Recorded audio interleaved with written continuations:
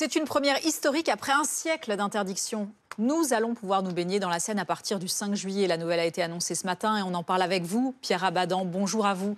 Vous êtes adjoint à la mairie de Paris, chargé des sports. Alors, avant de voir précisément quels sites sont concernés, est-ce qu'il y a eu des contrôles satisfaisants du niveau de prélèvement d'échantillons de la Seine qui permettent de le faire? On se souvient qu'avant la tenue des épreuves pour les Jeux Olympiques et avant qu'Anne Hidalgo se baigne, il ne l'était pas. Est-ce qu'il y a eu d'importants travaux, forcément, de dépollution? Oui, bonjour. Il y a eu évidemment des travaux qui remontent à plusieurs années, qui se sont faits de manière assez rapide grâce à l'échéance des Jeux Olympiques et Paralympiques, qui nous a permis de tenir toutes les épreuves qui étaient engagées et garanties sur les Jeux Olympiques et Paralympiques. Et depuis, évidemment, nous continuons à faire des prélèvements et les derniers sont tout à fait satisfaisants pour la baignade.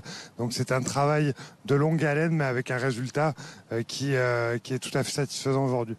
Alors, quels sont les sites qui vont être concernés, Pierre Abadan? Alors, on a 3 sites qui vont ouvrir donc début juillet à Paris et 2 dans le Val-de-Marne. Les 3 sites parisiens sont le premier au niveau du bras de Grenelle, au pied de la Tour Eiffel, au pied du pont de Bir Hakeim également. Le deuxième, il se situera dans le Bras-Marie, pas très loin de l'hôtel de ville. Et enfin, le dernier, il sera au niveau de la passerelle Simone de Beauvoir, au pied de la Camp Arena, dans le 12e arrondissement, sur la rive droite, en face de la BNF.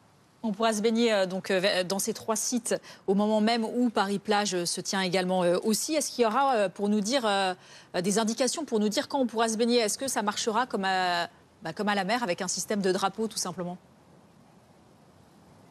Oui, absolument. Il y a des relevés quotidiens, comme on le fait d'ailleurs au bassin de la Villette. On a une baignade depuis plus de 7 ans maintenant.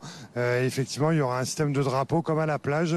Le drapeau vert qui garantira que la qualité de l'eau est bonne et que les conditions sont idéales. Un drapeau jaune qui dira que la qualité de l'eau est bonne, mais qu'il peut y avoir par exemple un sujet de débit de la Seine plus important, donc qui appellera une vigilance particulière. Et enfin, un drapeau rouge qui signifie que les conditions ne sont pas réunies, soit en termes de qualité d'eau, soit parce que le débit de la Seine est trop fort. Donc ça fonctionne exactement comme sur une plage que l'ensemble des gens qui ont pu aller sur plage on connaissent.